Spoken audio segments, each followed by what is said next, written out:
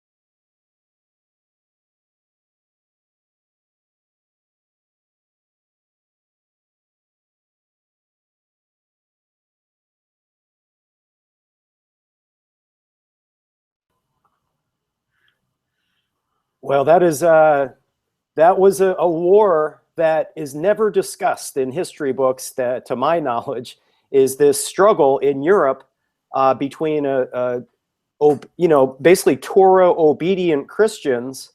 They're obedient in a way. They're obedient to the New Testament's prohibition on usury, but they weren't obedient to the Old Testament. So it created a division. The Roman Catholic Church went astray. It took Christianity and hijacked it in one direction, while Judaism hijacked it in another way. So if you think of the Bible is a book about the Israelites. So the Israelites got divided and conquered in one direction by Judaism, and then divided and conquered in another direction by Christianity, while we are all Israelites. And because we've been following false prophets and to these false doctrines, because neither one of them followed the Torah fully, the feasts and the prohibition, the economic laws, it put us into captivity, and we're now under the curse.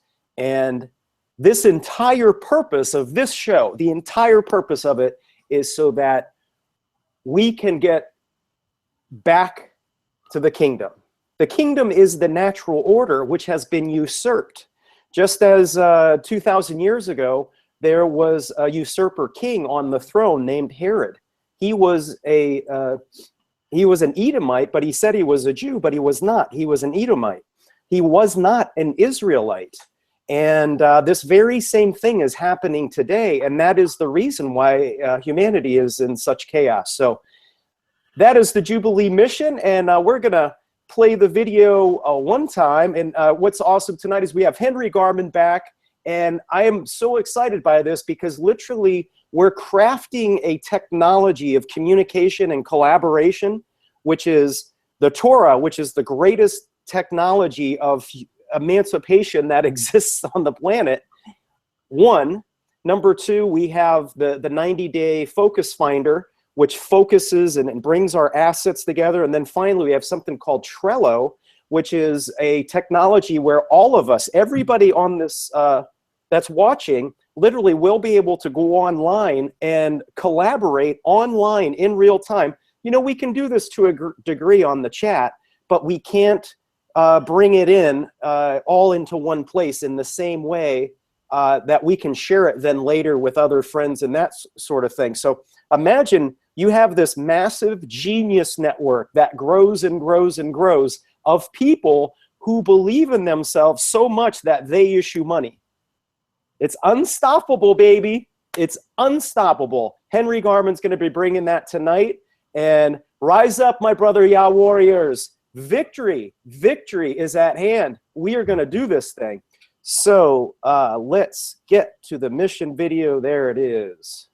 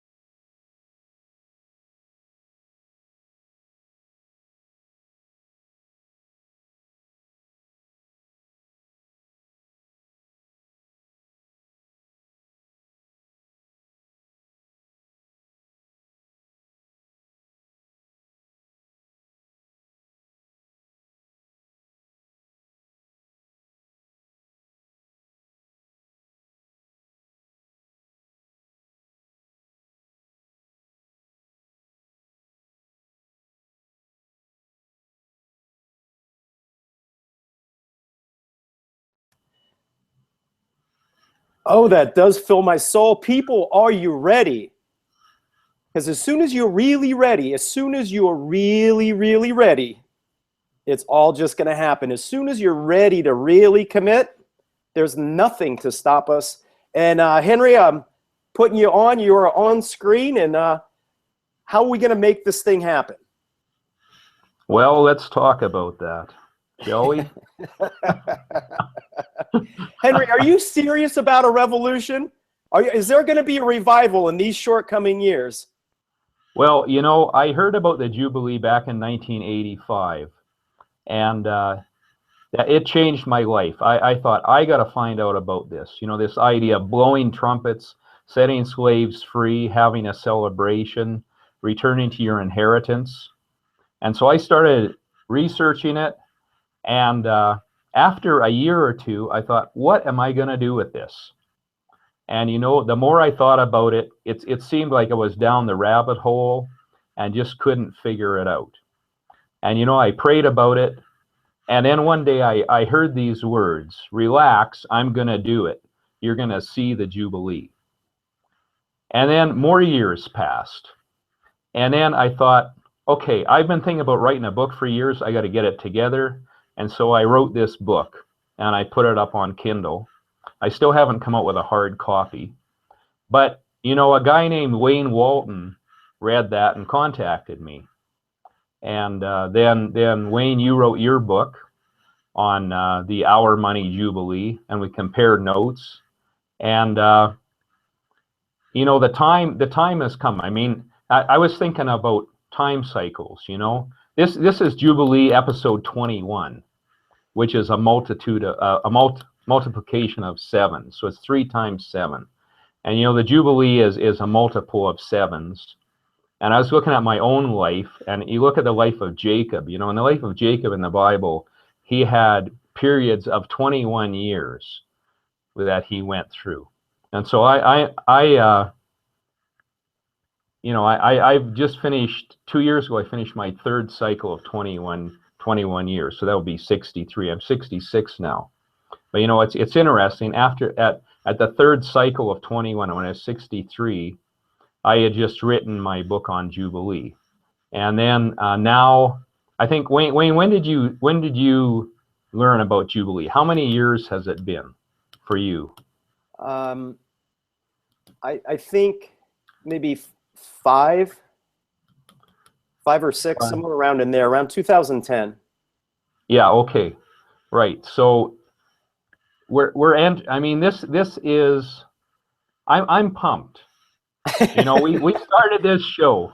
Okay, we started this show. I remember when you started your website or the Facebook group, you know, and then I thought, okay, I'm going to support Wayne on this. I don't maybe know where he's going with it, but I'm going to start supporting him. I'm going to start creating some memes. And then you contacted me, let's do a TV show. And, you know, it's like you take baby steps. You take a step, and then you take another step, and your faith grows as you move out in action. As you take a step, you realize you're on the path, you know, you're on the way. And so now this is show number 21. And just this year, you know, a lot of people are talking, this is a Jubilee year. Okay, now I don't know about the Bible chronology, whether this is our Jubilee year or not. I think every day is our Jubilee, every year is our Jubilee year, if we're in the kingdom.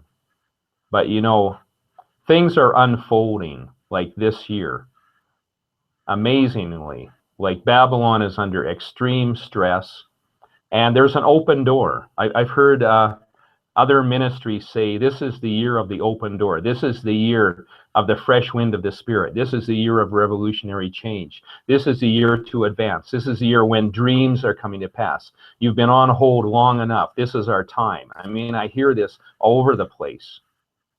And, you know, I started, we discovered this, you discovered this 90-day planning process.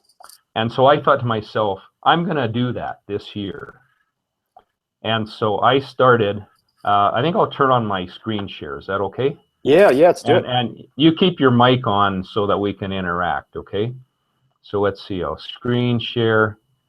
Okay, so I discovered, Wayne discovered this 90-day micro strategy model with Dave Logan. And this is the link. And this is a military planning strategy. Hoorah. And I watched this several times. And then I thought, I was only a few days into this year, 2016, and I thought, you know, my own business, which I've been relying upon for Federal Reserve notes, is not doing too well. And I really want to get going full time on the Jubilee.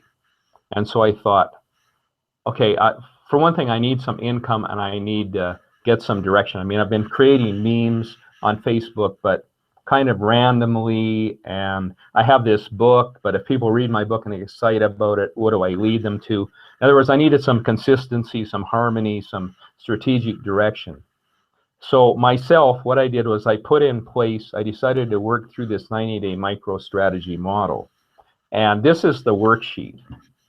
Okay, so what you do is you list what you want to accomplish, then you list your assets on the left, and you list your actions. And you ask yourself, do I have enough assets to accomplish what I want? Well, first of all, I had to figure out, what do I want? Now I know I want the Jubilee. I want to advance the kingdom. But you know, if you've watched any of our shows so far, you have an idea of what we're about in that respect. And but what I did was I started to list everything I have. So I've been studying internet marketing for a long time, and it seems like I've been falling into the habit of most people who study internet marketing, is that every new technique, every new program that comes out, you buy it and you build up your arsenal. So I listed out all the things I could possibly do, and I listed out my core values. And I thought, okay, I want to be working full-time on Jubilee. So after listing, but I also need to have some money coming in the meantime. So after listing everything I had, I kind of narrowed it down to 3 groups of possible projects. And then one of them was starting a membership site. And I thought, well, I have these programs, but I don't have the knowledge. I don't have a proven business model. I'm missing a few things. So I identified 2 things that I was missing. And if you remember, if you've gone through the presentation with Dave Logan, he says that if you don't have everything you need, if you're missing a couple things, then you can come up with another micro-strategy to get that. And so I identified 2 things that I needed. I needed some technical training. I needed a guru or a mentor. And I needed a proven model to follow, because I didn't want to reinvent the wheel. So then I thought to myself, well, wow, you know, this could take some time. And that was last week on Tuesday. 2 days later, I found this online webinar in which the presenter was talking about webinars. And this guy has made $25 million with his business model on not webinars, but membership sites. And he has this program on building these sites and identifying winning business models.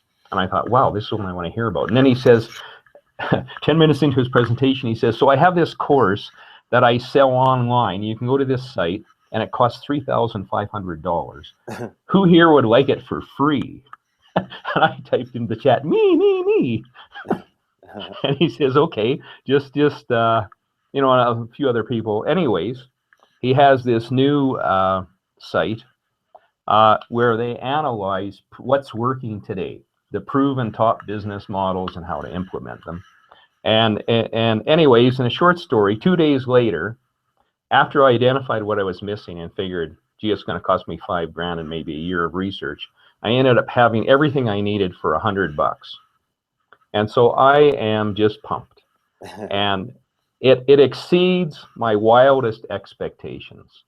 It's like now I have for the last week, I've been working, and this is part of the reason I haven't been very active on Facebook, is I've been literally have my nose to the grindstone, or my pen to the paper, and I've been analyzing and following a step-by-step process and getting everything figured out. And so I have a new website coming on the theme of Jubilee sometime in the future, but I'm not going to tell you anything about it. When it's live, I'll let you know. But I am pumped. You see, part of the micro-strategy that the author, Dave Williams, doesn't go into a lot, but it's kind of this thing of, I can't remember who said this. I think it was maybe Emerson. He said that once the die is cast, once you make a decision, it's like all the powers of heaven come to your aid.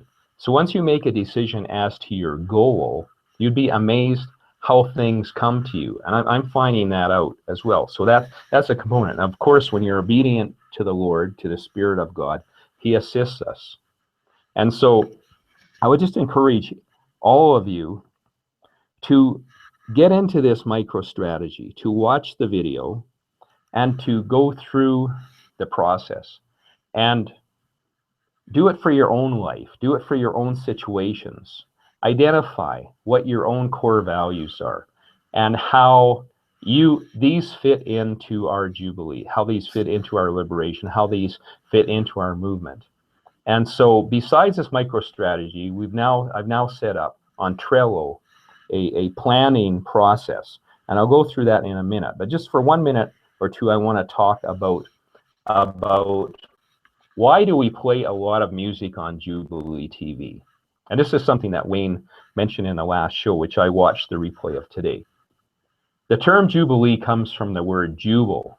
Actually, I misspelled it. It should be Jubal, Jubal, who was the greatest musician in the ancient world. In fact, in Genesis 4:21, it says that Jubal was the first of all, or the father of all, who play the harp and flute. So Jubal, or Jubilee, was the master of the trumpet as well as wind and stringed instruments. His name and the institution of Jubilee has come to mean celebration. And of course, if debts are canceled, slaves set free, and you return to your inheritance, obviously this is a time of celebration. And the Hebrew word Jubilee actually means to blow the trumpets. So the word is also associated with prophetic events outlined in a scripture, such as the time of trumpets, the Feast of Trumpets. And it was at the Feast of Trumpets when slaves were liberated. And the Jubilee, these all refer to our time of deliverance. So music is a very important part of our deliverance and of the prophetic picture. Now, the event we want to hold on April 22nd of this year is inspired by the One Love Peace concert, which was held on the 22nd of April, 1978 in Kingston, Jamaica. What are the chances of that, by the way? Well, you know what's interesting is that you had these two political parties. You had the Prime Minister, who was Michael Manley, who was a leftist, and he was trying to nationalize a lot of things. He had a lot of opposition from the CIA and business groups in Jamaica who were threatening to, withhold investment from Jamaica. And then Edward Seaga of the political party. These two were basically at war, and they were hiring local gangsters. And so there was a turf war going on. And ironically, the idea for the One Love Peace concert came from two gangsters who were from the two sides, who were locked up in the same jail cell together.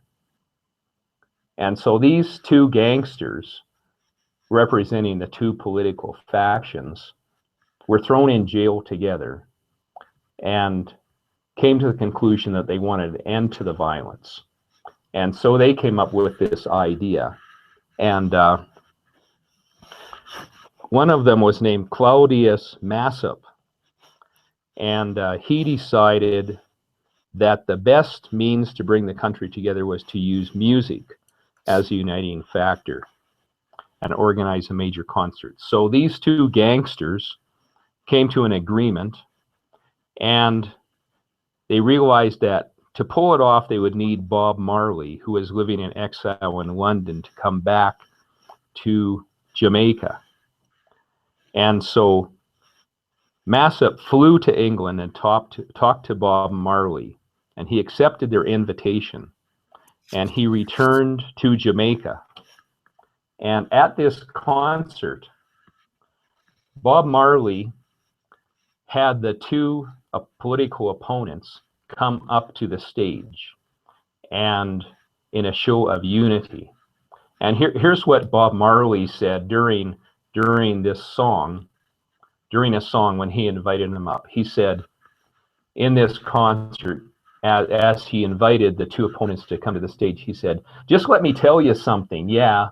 To make everything come true, we gotta be together. Yeah, yeah, yeah." Now I've edited this a little bit to make it a little briefer.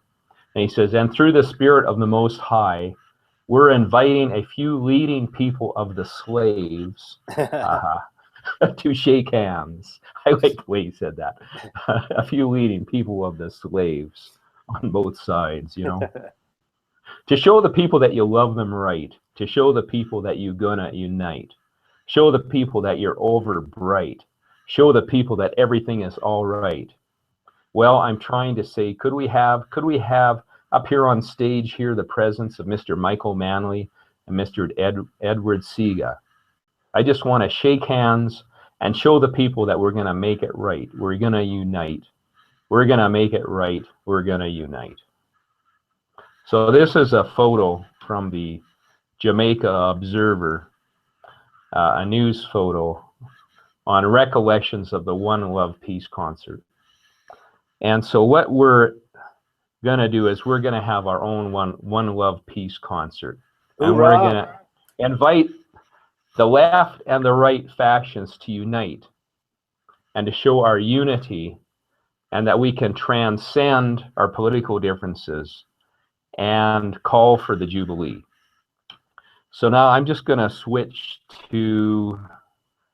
my screen here, and here we are at Trello. Can you see that on screen? Not yet. Okay, I think I need to switch my you have to on my sharing. Yeah, okay. Okay, here we go. Share. Okay, can you see it now? Yes. Okay, so Trello is an online management system, and it's kind of like a fancy to-do list. It's kind of like a whiteboard or a pegboard. And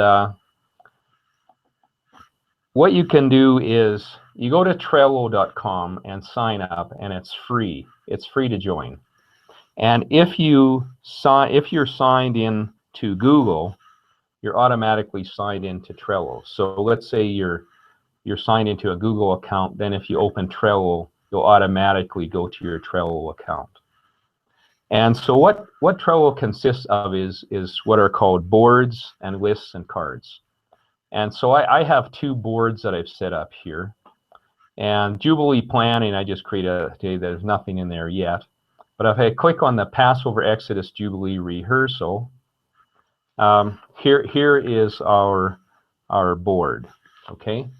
Now, as I said, there are lists and cards. So, for instance, on the left here we have what's called 90-day micro strategy. So this is a list, and it consists of several items.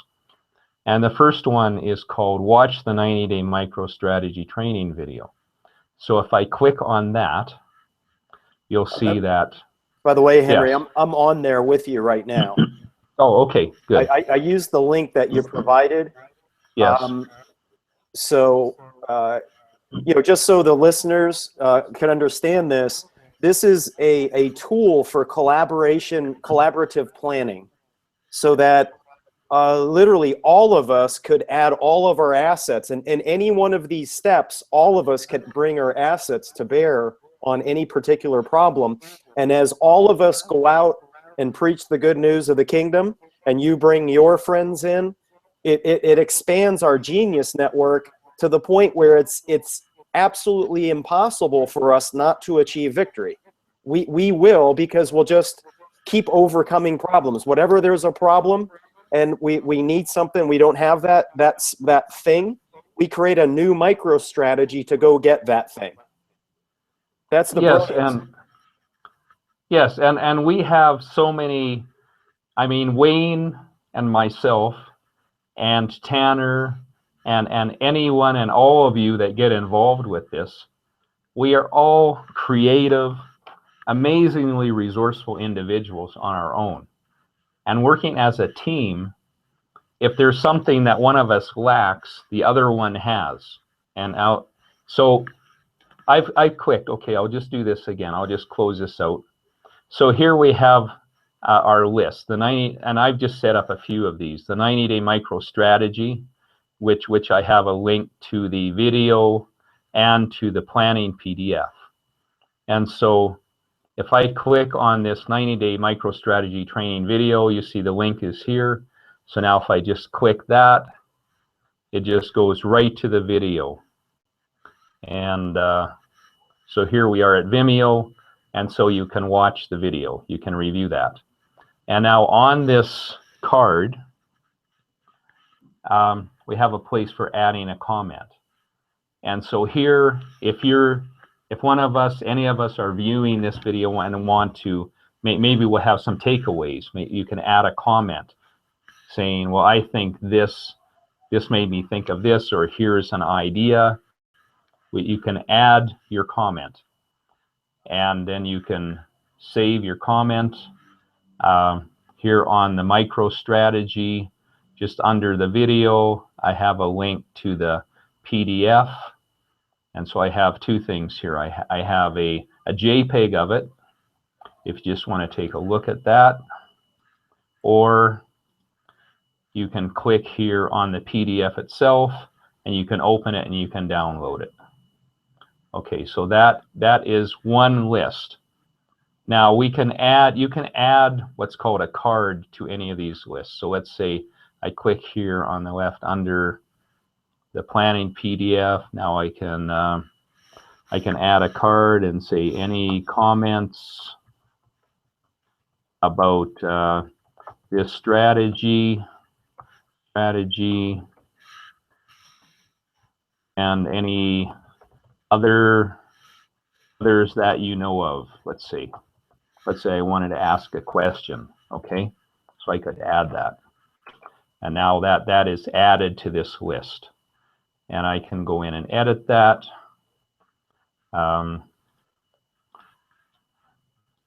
See, if I click on it, I can add a comment. You can edit the title if you think I need to change this title. You can add a description if you want.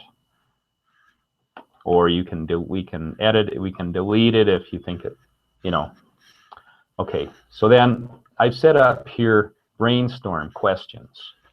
Okay, and I think this is things that we want to think about that we're not ready to do. If we have a lot of decisions, for instance, what is the vision for the concert? What are our goals and objectives? Musicians, what music acts? Okay, and then I can say, okay, and what kind of budget are we going to pay the bands? And if so, how much? How much? So I could ask that question and save my comment, okay? Now I'll close that out. Now you see, yeah, on Music Acts, you can, and you see it has a little sort of a speech bubble with one. It means there's one comment on that. So here's some other things under brainstorm questions that I've thought of. Okay, question. Do we need signs, directional signs, materials, just physical materials and things like that, name badges, giveaways, giveaways? Like when people come to the event, do we give them something? Do we give them a program? Or do we have printed papers, handouts? Okay, so these are some things we need to think about. Okay, so let's see what else. I can think of, what about food? Okay, food, snacks, catering, meals. I guess it all depends on what type of event are we putting on, you know what I mean? So I can think of some other ones we can add, like how long is the event? Is it one day? Is it the afternoon or evening? What time does it start? What about publicity? What about audiovisual equipment, seating, tables, stage? What is the budget? What is the total cost of the event? What about transportation? I mean, I could go on, and I'll fill these in. I have a long list here, but I just kind of want to, I'm not going to fill them all in right now, because I'd like your feedback, but I'm going to fill in my questions. And this is just things to brainstorm, okay? So what we can do is, once we have some things figured out, we talk about what's going to happen at the event, what is the structure, how long is it going to last. We could say, okay, now we've made some decisions, and we can decide, we can add a card on to do. Okay, and these are things, definite parts of our project, things that need to be accomplished. So let's say that one of the things we need to do is to arrange flights for the speakers. So let's say that is a to-do. And so I'll add that. Now if I go in and edit that, let's see. Let's just click on that. Now you can set a due date. If you look at the right here, we can add a checklist, you can add a due date, you can add an attachment. So you can to any of these notes, you can add an attachment, you can add a photo. We can if we click on a due date, and we can say, okay, by what date do we need to have the flights arranged? So here we are, you know, this is going to happen in April 22nd. And so let's say, I don't know, we'll have to decide, you see. Yeah, so yeah. That's important, because you know, you get into expensive tickets if you wait. So pretty much like a month in advance, we should plan those tickets to be purchased. So you got to kind of work backward and get these commitments and get dates and all that sort of thing. Yeah, so maybe for now, I'll just say, when do the tickets need to be purchased, and save the comment. And then once Wayne or whoever, I mean, we could divide this into committees as well if we want, or you can assign people. In other words, you can add members. Okay, so here's Wayne Walton. See, I can click on his name, and now it says WW. So I've added Wayne to that.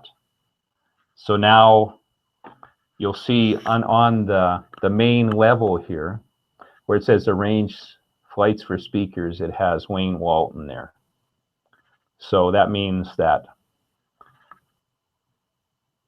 initially that I'm bringing this to Wayne's attention, because in any one of these things that we need to talk about or do, you can assign a person to be responsible for it, or to pay attention to it. Henry? Yes. Yeah, just because Brent is on the call tonight. Yes. And I just sent him a message through Facebook, asking him, I sent him a private message through Facebook. Question: could you please contact Tribal Seeds and see if they are available, or a local cheap reggae band in Tampa, a political reggae band, not like cruise ship reggae. Brent responded, yes, I will do that. Okay, we just did that. Now, just, you know, to show us how this technology works, I'm going to add that into the to-do list. Can you see that now? Yes. And that everyone, is what's so awesome about this is I'm going to send the link to Brent for this Trello page for Passover, Exodus, Jubilee rehearsal. Brent can then respond at whatever happens. Like I contacted Tribal Seeds. They're not available. We've been playing some of their videos, and they got the scripture down, and the music is good. Like, they are good stuff. And but likely they're going to be too expensive. But maybe they'll do it for spiritual reasons. But maybe something will happen, right? But no matter what, if it's a reggae, you know, it's a One Love concert, we need to have at least one reggae band. And so we could get somebody cheap and local that's looking to make a name for themselves, perhaps. And hopefully Brent could pitch that angle to them, that it's not just, you know, we're literally, if you're pitching this concept to a reggae band and said, we want you to do what Bob Marley did, I think, you know, some reggae bands want to be a part of the what Bob Marley did in a very real sense. Like, it's not just theoretically doing what Bob Marley, like, it's really doing what Bob Marley did, because we're taking someone from the political left and someone from the political right and creating a dialogue and an agreement that they're going to cooperate for us to unite. That's all. Yes. Yes. So you can also, like these, we have cards, we have the lists, and then these are cards. So, excuse me, they can be moved around, okay? So let's say that this, I made this on the left, any comments about this strategy? Let's say I decided that belongs here. Now I moved it from 90-day MicroStrategy over to do, or I can move it back. So, and the arrangement, these lists themselves can be moved. You know, so I can move the to-do to the left, or I can move it to the right. I can change the position of these. Okay, also, let's say on this, you can watch a particular card so that you're notified by email when someone makes a change to it. So let's see, I think it's down, where is it? Oh, here it's called subscribe. So this arrange flights for speakers. Let's say I want to be notified as to what's happening on this particular task. If I click subscribe, now it notices that it ticks in green. I'm now subscribed to this item. So that, and now it shows a little eye there. That means I'm watching this one. So that if we have a long list and there's particular ones I want to make sure come to my attention, I can subscribe to this. So I just listed one under assets. I just started this. Like I said, I've kind of intentionally left this blank so we can play with it, so we can demonstrate it, rather than me going ahead and filling out everything that I thought of. Under assets, I've listed Wayne's asset of 2 acres on a lake in Tampa, Florida. I have a lot of credits with a service called Press Cable News Releases. And Press Cable is a press release service that's as good as the best. And so I can create a news release about this event and send it to, this will be live on probably 1,000 US media one day after it's created. So this is one of the assets that I have. These cost, I think it's $400 or $500 each. I have 20 credits. I got in on a real special deal. And so that's one asset that we have. And if we want to add another list, we just click and you can create another one. Before you move on, I think that's a really big thing about the news releases. You know what I mean? Like so you can send out a new, like a press release that goes to like whatever. I don't know how that works, like to the AP or whatever. Like, will who will see it and where would they see it? Okay, yes, it will go to all the major news agencies and will be picked up. Normally, characteristically, it gets picked up on between 400 to 700 online TV stations and magazines, newspapers. So I've done a few of them. One for a business I run, and one for a company I do some work for in Canada. And yeah, I know how to write them. They have to be written in a particular way that's, you know, newsworthy, not a like a it's not an advertisement, but you know, you have you know, you can announce your event and what it's about and who's going to be there. And then the second paragraph is normally a quotation. So in this case, I'd probably interview you, Wayne, and saying, Wayne Walton, who is whatever, whomever, said this, or this is what we're doing, this is why. And then you Well, have... couldn't we do that right now? That you know, just as, off the top of my head, Christian group is recruiting a member of the political left, Sherry Honkel, and a member of the Libertarians, Sheriff Richard Mack, to agree to a One Love concert and debt forgiveness strike. Like it's, you know, something like that. Could be done right now? Yes, it could. Yes. Because we just have to make sure our information is accurate, and anyone mentioned in the news release that they've agreed to it, you know. And yes, we could do this even to raise awareness in the planning stage. Sure, it can happen now. Yes. Well, it's our commitment, and we're just saying who we're recruiting. So we yes. Basically at this point, just as an update in terms of the commitments, we have tentative agreements from both the MAC group and the Honkala group. But I didn't want them just, you know, normally, you know, these VIPs, let's call them, you can just hire them and they'll come to your event if you pay for a plane ticket and a speaking fee. Just as a, you know, normally the plane flight is like $2,000 and the speaking fee is, you know, you got hotels or if you can put them up in a house. A lot of times, you know, they're broke, and so they're glad to stay in a house.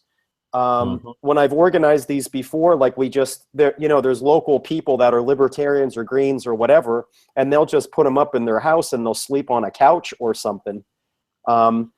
Alternatively, we've put people up in a hotel for these kind of events.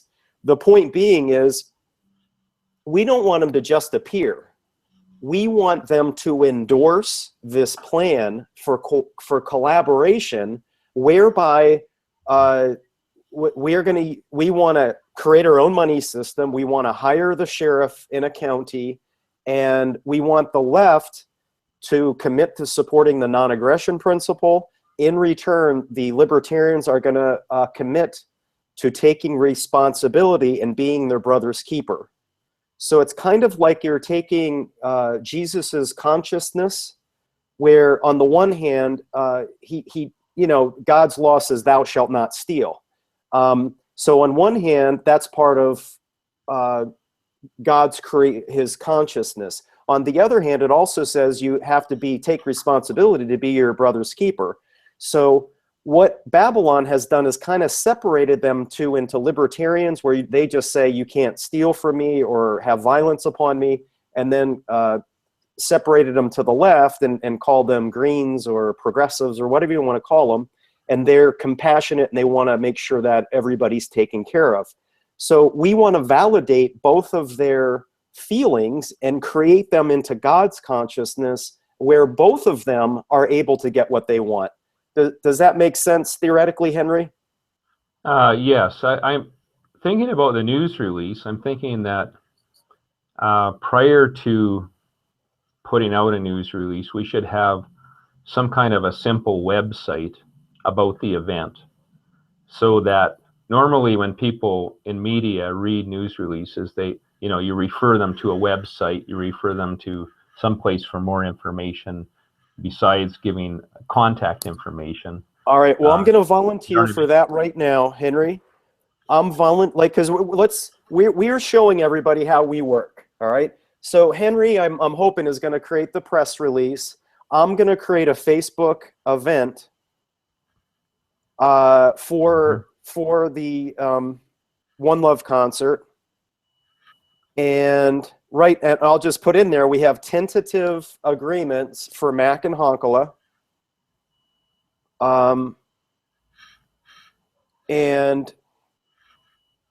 Basically, I'm going to explain this. Number one, we are Christians. We believe in our Creator. However, it's God's blessing is meant for all of His children. Everybody can go on the Exodus, the Israelite, and the mixed multitudes.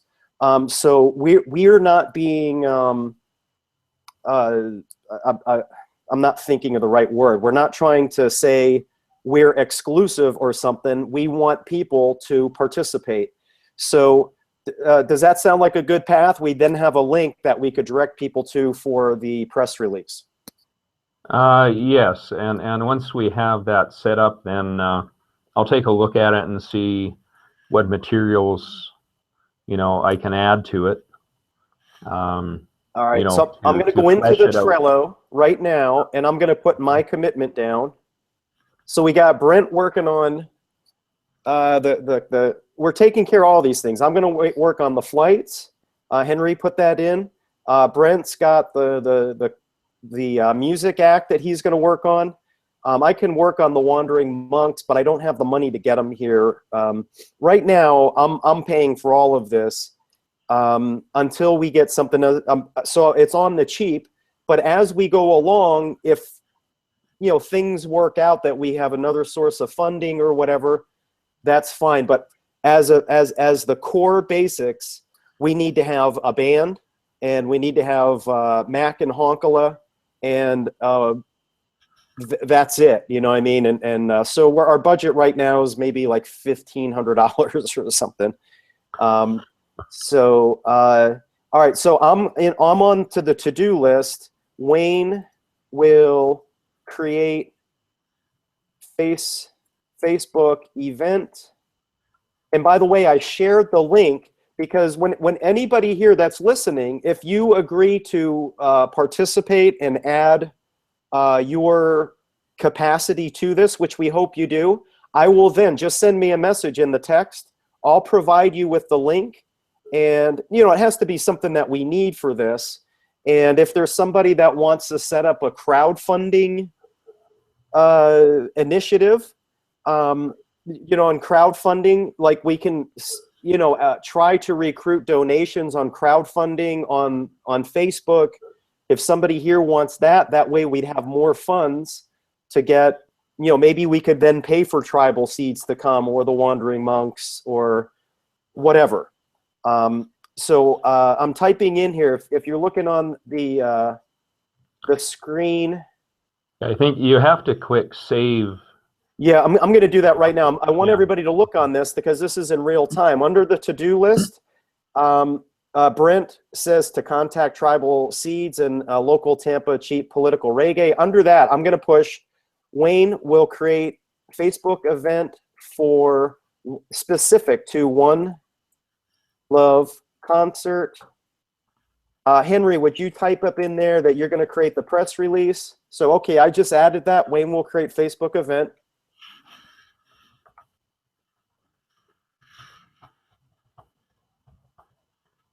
It's actually directly under that, Henry. Oh, I see. Under the to-do list. Oh, okay. Add a card. There you go. Okay, yeah, there we go. This is powerful. This is so powerful that I can't even express how awesomely powerful this is, Henry. Do you know what I mean? Like, this is, you get enough people to focus on this for like a couple weeks, and we can do virtually anything. Yeah, and I can create multiple press releases. You know, I have like, you know, at different stages when we need a follow-up press release, I can do that. Yeah, and that's what we could do is we want to get, we're opening up a dialogue with Mac and Honkala, and basically what we're trying to do is we want to get this commitment done in advance, and we want to open up a dialogue so that we're gonna have a later on we're gonna have a Jubilee TV where Makala and Honkala are on Jubilee TV prior to the One Love concert, and we've already hashed out the general basics of the agreement, and we are going to want them to become spokespeople, or you know, we want them to be advocates of this plan, not just to come up and you know, for a photo op or something. We want them to promote this initiative to their tribes. That's the whole idea. Does that make sense, Henry? Yes. Okay, I'm going to move this. What is our vision for the concert? What are our goals and our objectives over to? I moved over to core values for the event. Does that make sense, or should it have stayed where it was? No, I think that's good. I'll go under there, and I'm just gonna add like the core values, like, or I'm typing under core values for the event. We both left and right get what they want. Left gets commitment from right to take responsibility. This is huge. Yes, and so as we're looking at this, as we interact, we can, you know, we get inspired, we can comment on any of these items on the list. You know, we can comment, we can upload files, we can, you can create, you know, to-do lists. For instance, under musician, let's say, okay, that's good. Left gets commitment from right to take responsibility to be their brother's keeper. Right gets non-aggression principle, voluntary society. Yes, in a usury-free society. Yeah. Well, let's add that in, Henry. That's important because that's part of our core values. Is that we require a Jubilee. Do you know what I mean? The debt forgiveness is part of this. Land in. Yep.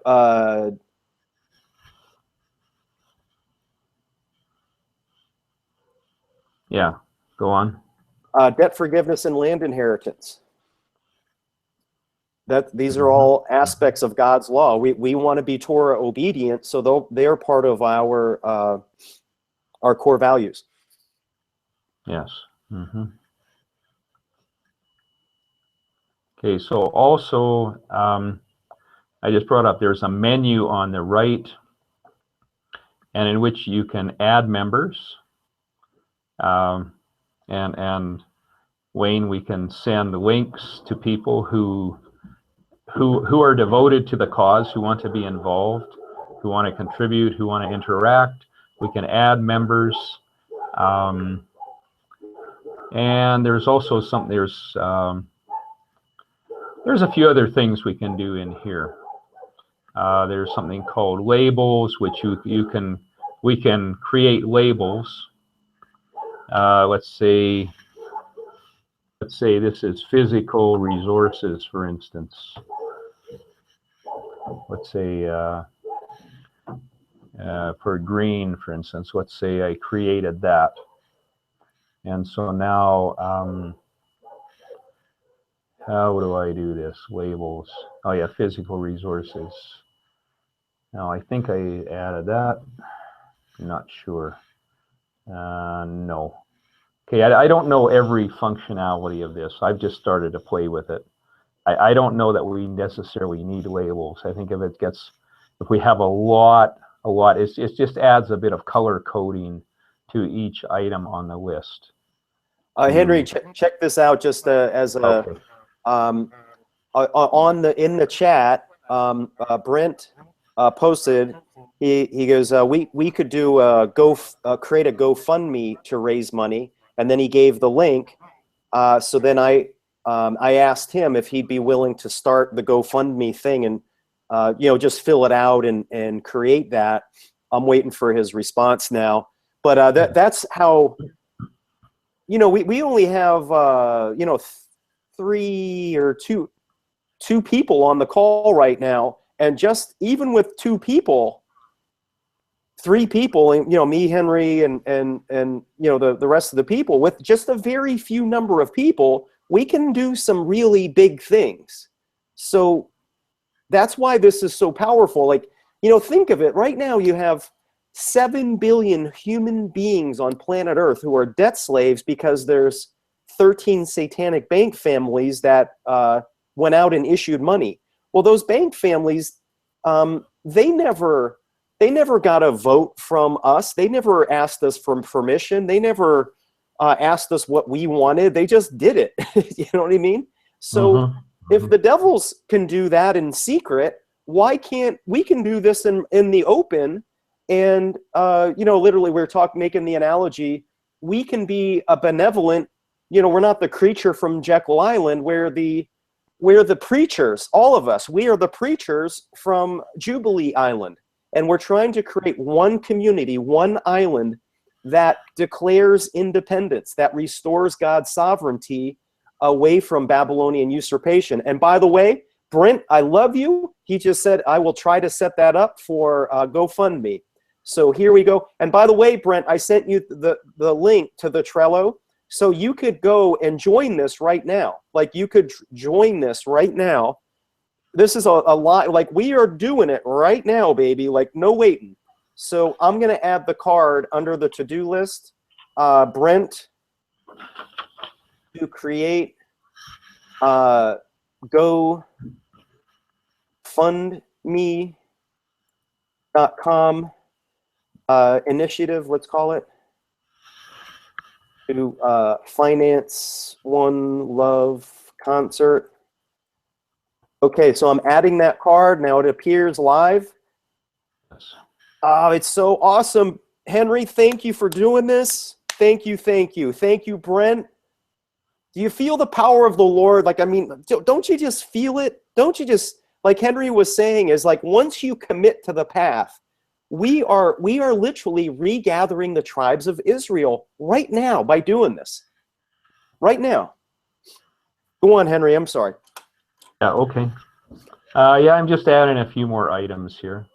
So, yeah, let's keep on the process, and I'll check in every day and see what's going on, and you all do the same, and then we can communicate.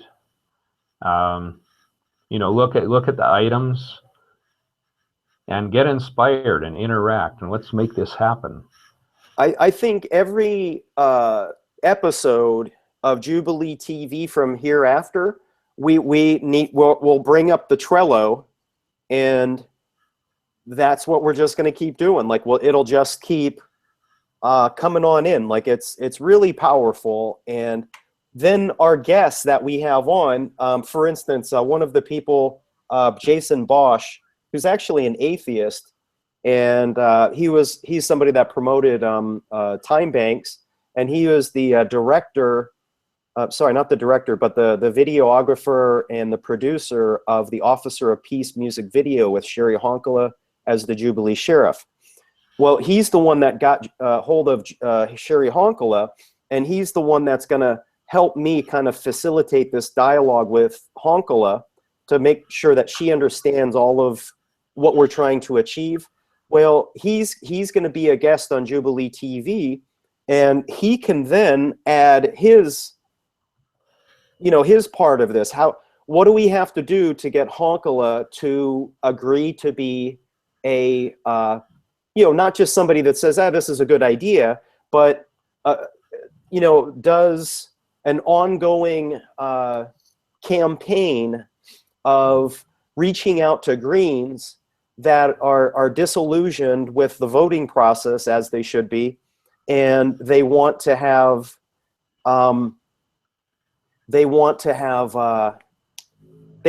impact. They're looking for a solution because they know that voting doesn't work.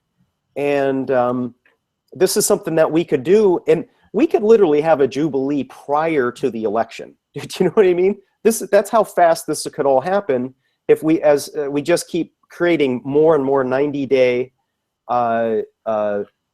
micro strategies. Mm-hmm. Go on, Henry. Good. Yeah, and I have like I said, I have a major new website coming out in about a month. I'm going to keep it under wraps. It's a bit of a secret, but it'll blow your socks off when you see it. And it'll be a collaborative effort, and it will enable us to, I believe, bring in a lot of funding. So, like I said, you're working through the 90-day strategy. Helped me to identify a few things I was missing. And then once I began, I wasn't even hardly looking, for the solution. I just formulated in my mind, okay, this is what's needed. How is that going to happen? And then bingo, there it was. There was a solution. And so this is coming into place. Praise the Lord. Praise the Lord. Praise the Lord. Yes. God is great all the time. Yes. Okay, so shall we turn it back to the live broadcast or stay on Trello? What do you want to do, Wayne? I think that's good for that. I think that gives us a good chunk to work on. Yes. And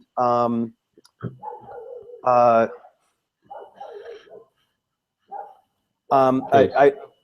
If you want to stop screen sharing. Hey, are we back on live or is it still screen sharing? We're live. I see you. Okay, good. What are we? We're at 8:15. Henry, I just love this combination, this like triad of technology. You know what I mean? If it like this is the tip of the spear in God's revolution, in the revival, because it's Torah obedient. It's the manifestation of overcomers. It's overcomers focusing on something because we're not relying on a vote or a majority. It's doing what our Creator did, and is to just proclaim Jubilee, just go on the Exodus, just serve God, do things God's ways. And the thing that Babylon has deceived us with is, you should go protest, or you should have a vote, or you should go, post on Facebook and fight about whether the earth is flat or not. You know what I mean? And so Babylon has gotten even the believers, even the elect are being deceived by people that aren't focused on creating the kingdom. Scripture says, first seek the kingdom. And if there's one thing, as the core value for the 90-day focus, right? This is not the blame game. We're not trying to see if we're blaming the Jews or blaming the Vatican or blaming the synagogue of Satan or blaming anybody. It's our own fault that we're in captivity. And only as long as we keep blaming other people, we will be giving away our own responsibility. God commands us to be a royal priesthood. We are to be in his image. We are to act nobly. And by following the Torah, it makes us become more responsible. So the 90-day focus finder, along with the Torah, along with Trello, where we can collaborate in real time, just like we did tonight, this is so powerful, my brothers and sisters. I tell everyone, this is the way we can literally, there can be some way, Henry is in Ecuador. You know what I mean? I'm in Tampa, Florida. There can be a time in the future where we could have Sherry Honkala, who's, I believe, in Philadelphia still, and she helps the homeless there in real time. Like she has people knock on her door that have just been foreclosed upon, and they're homeless, and they have children, and they're afraid that they don't want to go to the homeless shelter because the homeless shelter gets kind of scary, and you don't want to take your kids there. Like, so she's in the streets fighting. She's under the curse of the moneylenders. You know what I mean? Alternatively, Sheriff Richard Mack, he's active more like with the ranchers when they're being cracked down by the Bureau of Land Management and those sorts of things, and how he's trying to get the county sheriff to kick out the usurpers, the BLM or the ATF or the IRS or whatever it is. He's active teaching sheriffs who are in office that they have the role whereby which that they could kick out any alphabet agency. So by bringing them, both of them in, we can then have them in real time with Trello accounts. They know all kinds of people because of who they are. And like, it's just, you're literally joining all of the genius of the whole anarchist, libertarian political spectrum, and then all of the Greens and progressives and the Cindy Sheehans and the Cynthia McKinney's, and then kind of bringing them in. And there's nothing that can stop this once we get it together, because what we're doing is unique. We're getting them to collaborate, number one, but we're also planning to have it so that everybody can issue their own money and forgive all debts. Everybody gets their, whatever structure you live in right now, you will own it without debt as God's inheritance for you. And whoever loses their land or their house because they had two, we can reimburse those people as long as it wasn't stolen through usury, where you actually worked through it. Does that seem like a dynamic plan? Like, who wouldn't want to participate in that, Henry? Anyone who's serious about liberty, about getting free, who's looking for the solution, who's looking for a transcendent solution, you know, one that goes beyond the categories imposed on us by the moneylenders. Anyone who's looking for really to network, to make a difference. I mean, we can set up on Trello. You can set up as many boards as we want. So you can have them for specific events, or we could have a board, let's say just on Jubilee theory or understanding of Jubilee, different issues, you know, answering objections to Jubilee. We could have a board answering all the common questions and objections, or one on money technologies. I mean, the list could go on for any type of project. Yeah, like we could have one, you know, if you think of the architecture for all of this, you have like the international, that's us, the general concept, then breaking it down all the way to the local. Like, for instance, Brent was starting like a local Rastafarian tribe in Nebraska, in Lincoln, Nebraska, I think it is.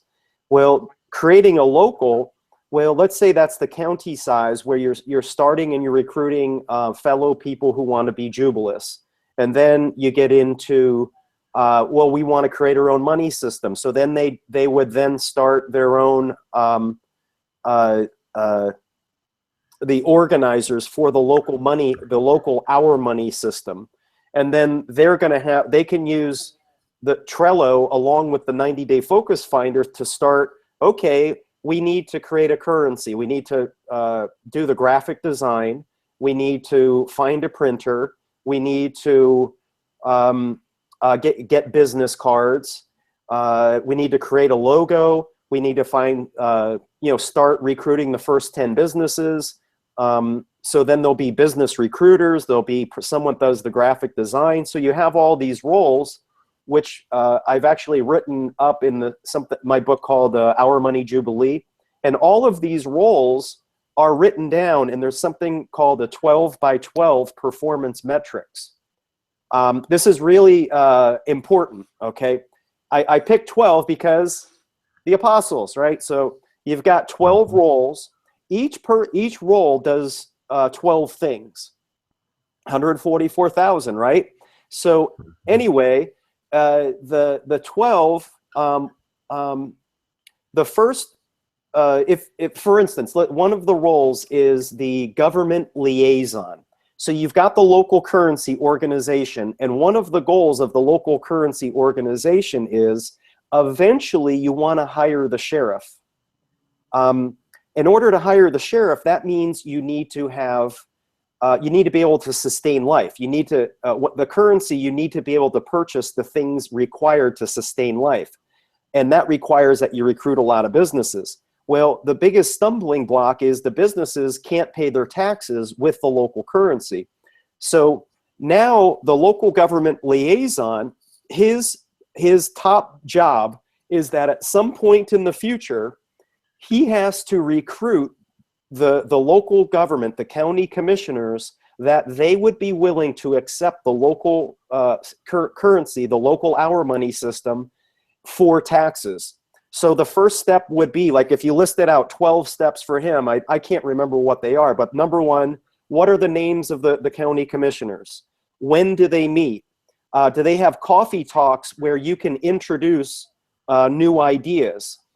Print up flyers about how the Bristol pound had created a local currency, and the mayor was taking 100% of his pay in the local currency, and the local municipality was accepting the local currency for taxes. So now you're showing one community which was already taking the currency, the local currency. So a whole Trello could be set up over that, and like literally you can have all of these networks all within Trello, where you have literally the whole all of the currency architecture built within Trello. Is that true, Henry?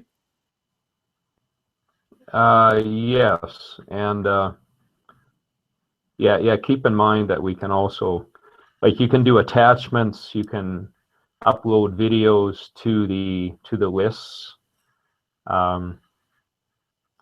So you could have. These are tribes. You're literally you're making tribes. Yes.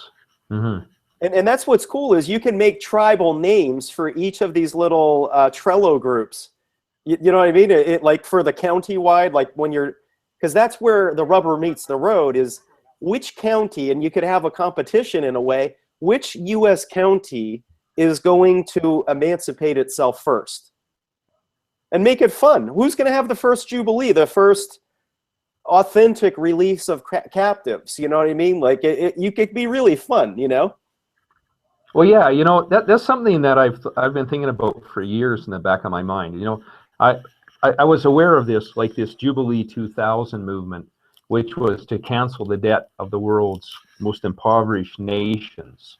Okay, and sort of the question. I mean, it's great to put pressure. They put pressure on the IMF and the World Bank to ameliorate their policies to cancel some debt. But we need living examples of communities to actually break free, to be free, to demonstrate the kingdom. Yeah. It's important. So I love that. Which community will be free first? Well, like building on that, Henry, right before the call, Tanner Decker and I were texting back and forth on Facebook, and he's been using the 90-day focus finder for some of his own business, and he's getting fired up with the Jubilee.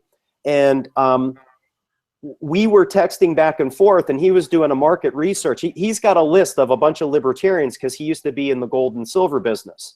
He was a promoter of Ron Paul campaigns during the 2012 movement in Minnesota. So he would host events, like he put up like 50 grand into organizing events. So he's a business guy. He organizes events. Like he knows how to do stuff. The point is he's got this list of thousands of people that were his customers and generally libertarians. And he was we were thinking of like, well, how do we craft an email to your list to appeal to them? And we're saying is like, rather than saying to them, hey, libertarians, we want you to be Jubilists. We don't want to say that. We want to work backward. We're going to start where they are. And we say, we want to create a voluntary society, and you pick the currency. However, in order to do that, you're going to need the Greens too.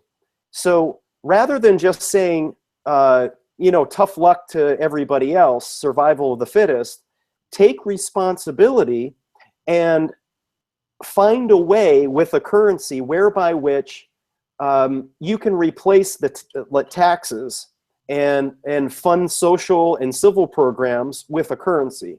And so take the challenge, say right now, as libertarians, you say that you can do that with Bitcoin or gold and silver or whatever. Well, then do that right now in a county. Build a road using Bitcoin or gold or silver. Create some civil project, because you say that you can do it with gold and silver. They're going to quickly find out that they don't have it. They don't have enough money to do it. But with our money, you can do those things because it's sufficient. It's as much, whatever the road is the value, and the money just represents the value of the road. You don't need gold and silver. So the point being is, it's a way that we can then go and recruit somewhere like, there's something in the United States called the Free State Project. And that's where a lot of libertarians actually moved geographically, like an exodus, so to speak. And they moved into New Hampshire, and they also moved to Wyoming, because they have very small populations. So their idea was that they're going to take a bunch of libertarian and anarchist type people, and by increasing their numbers, they're going to vote and create a majority where they could take office and do these things. Well, we're saying, let's just kind of bypass that a little bit and just implement and work with the sheriff, and then work with the county commissioners and hire them. More or less, that's what we're looking to do, is we want to hire the government the same way that the bankers hired the government. That's really what they are. They're employees of the bankers. And that's why we have usurpation. So we want to end the usurpation. What's the difference? The difference is the currency's issued right in the county. So Keene, we're looking at reaching out to Keene, New Hampshire, because there's a big concentration of people who are liberty-minded, and we want to pitch them this idea, and maybe have a conference call with them, and get them into the focus finder and all that kind of thing. And all of a sudden, when you force people to overcome these obstacles, it makes them think in a different way, the same way that these ideas they've manifested themselves right on this call. We've problem solved and overcome some obstacles right on this call. Go ahead, Henry. Yeah, I love it. Get people involved. It's important. Yep, the more that are involved, the more they'll create, and the more we co-create, and the more we co-create, the more we build God's kingdom. Mm-hmm. Mm-hmm. Love it, love it, love it. I can't. Oh, okay. We were early in your presentation, Henry. You were talking about the song in respect to the Jubilee, and it was the first song. And then that attaches to scripture in the 144K, and it talks about the 144K that they will learn a new song that only they can sing. And I think of it as a song of Jubilee. And there's a song by U2, not that I'm endorsing U2, but it's called Psalm 29, and it goes, "How long to sing this song? How long to sing this song? We will sing a new song. We will sing a new song." And it's about singing a different song. We're not complaining about anything. You know what I mean? We're singing a song of Jubilee. We're singing the song of emancipation. And what was interesting this week, and I'll show the video next week if I can remember to do it, is I saw this video. There's a song by Led Zeppelin. It's called Stairway to Heaven. Very famous song. And it was recently they were inducted by the Rock and Roll Music Hall of Fame.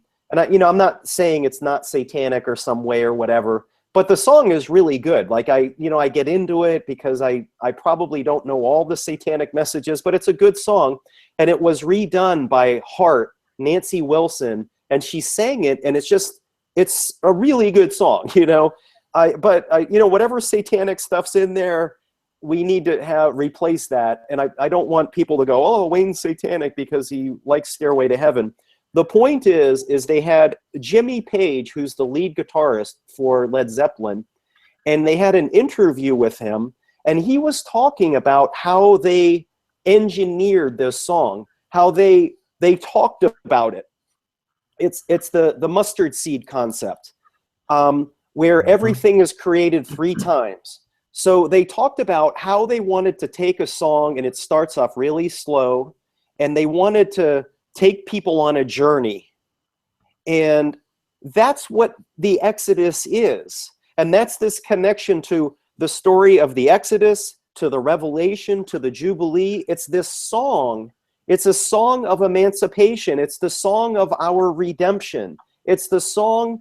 Well, if there was a musician on this call right now, this is the song they should be writing, right? Don't you agree, Henry? Like that they know, people who know how to engineer song, like I'm not that guy. It would be so magnificent to create that for the tribe that was frustrated. They were scattered sheep. They'd been dispersed throughout the land. They were put under the curse. They're in captivity, and they didn't even know they were under a curse in captivity. There's an allegory to this, to Sleeping Beauty, where they're asleep and they don't know that they're under a curse. And or another one is Cinderella. There's an these old fables are actually allegories about the Bible story where the throne has been usurped, and then the prince comes back for his bride. Well, who is the bride? It's Israel, right? And his bride needs to be perfected to prepare for this wedding. And blessed is he invited to the wedding supper of the Lamb. Like it's so beautiful once people understand this whole song. What do you think of that, Henry? Yeah, I was thinking about the 144,000 too, talking about them being sealed, about the mark.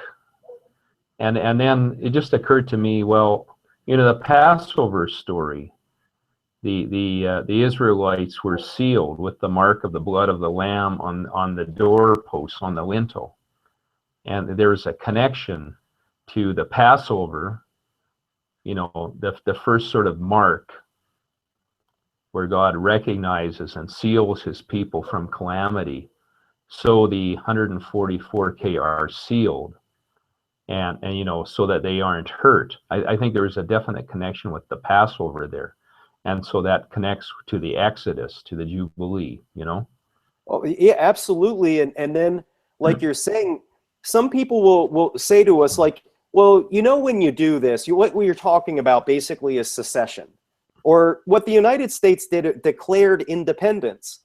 And I was actually talking to, Tanner Decker, and before the Declaration of Independence, there were a few U.S. counties, I believe in South Carolina or North Carolina, where they declared independence first. It's not necessary for us to have a county to declare independence. I think a county is the best, political unit, but a church can declare independence, right? Don't you believe that, Henry? A church can declare independence. That's just 3 believers. Then it's possible for a county. It's possible for a state. And that's the whole point, is we want to serve God, and we're in captivity. So we're not looking to, we have been usurped. We're trying to restore the natural order, because we've been the Jesus has already ransomed us with his blood. Our debt is already paid. We're just brainwashed to keep obeying Babylon's ways and voting and all this kind of, it's already done. The deal has already, the debt has already been paid with Jesus's blood. Jesus is just going, what are you guys waiting for? You know, do it. What do you think, Henry? Well, it's more ascension than secession. Yeah, yeah. You know, The, you know what I mean? the ascension is first, and where the soul goes, the body will follow. Yes. And so we're not anti-government. We're just talking about funding government with our money, not the bankers' money. Yeah.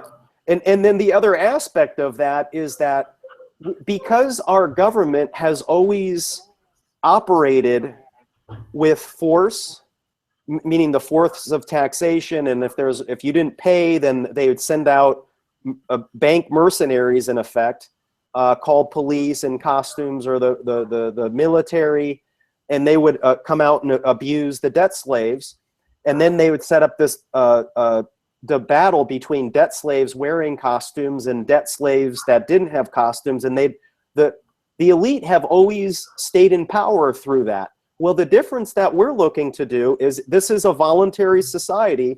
So in the same way that basically the Trello system, that is in a way that is the government. That's the organizational system. It's all voluntary, and it's going to set some rules up, just like the 12 by 12 metrics was a strategy. It's just a whole bunch of people trying to serve. We're like Brent on the call stepped up to serve Jah's way. Henry has, by creating the Trello combination, he's serving God's way. We're not looking to oppress anybody. We're Christians. And by the way, we're going to have atheists who are going to be creating some of this too. And that's what I think God's genius is he's going to include atheists that are part of his revolution. And then there's going to be some Christians and Jews and Muslims that actually, they hate God's rebellion. Whereas the atheists are going to go in the Exodus. It's ironic. Don't you think it's ironic, Henry? Yeah, it is. I mean, I was, for a while, I was a convinced atheist for a few years. And then it was just some Bible truth. I can't remember what it was. But I said to myself, and I actually said to a few other people, I said, have you ever read this particular verse in the Bible? I said, this is a truth that to me appears to go far beyond genius. And it was kind of like when I realized that, when I said that, then suddenly I was aware of the power of God in my life. And I think this is, you know, like I can't remember where it is in the New Testament. It says, you know, that the kingdom is in power. It's in demonstration.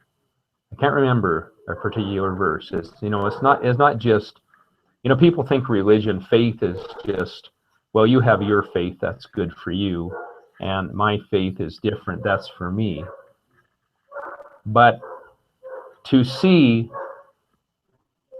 a prophecy come to pass in front of your eyes, you know, to hear something. I remember I was talking to a friend in my atheist phase, and this was when I was reading Ayn Rand and studying her stuff, a really depressing time in my life.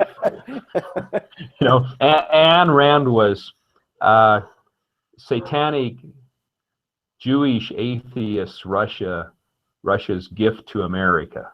That's how I look upon it now, you know. Uh-huh. But I was over at a friend's house visiting, and we just stopped in for a few minutes before going out for the evening. And when we went out the door, my friend says to me, my mother asked me about you, said, well, is Henry religious? And he said, no, he's an atheist. And then he says, and my mom said, oh, he's about to change. Something wonderful's going to happen in his life. Wow. Something like that. And those words struck me. It was like a piercing arrow into my spirit, into my soul. It was like God speaking directly to me, and I thought, whoa. So, there's little things that, regardless, that fall outside of maybe religious. They do fall outside of religious dogma. When you experience truth, when it happens to you, and I think of, all this, are we in the end times? All these different theories of eschatology. Well, there's a phrase called, people say, well, are you a pre-trib, post-trib, no-trib? What are you? What kind of school of thought do you subscribe to? And there's different eschatology, the doctrine of final things, or the end times, or whatever. And well, I'm pan, total, like there's pan, what is it? I'm missing a word, sorry. But the whole thing is that, just as the Bible says, well, God says, I do not change. Like God is eternal. It means what was true in the past, what is true today, and what is true in the future. It's all one.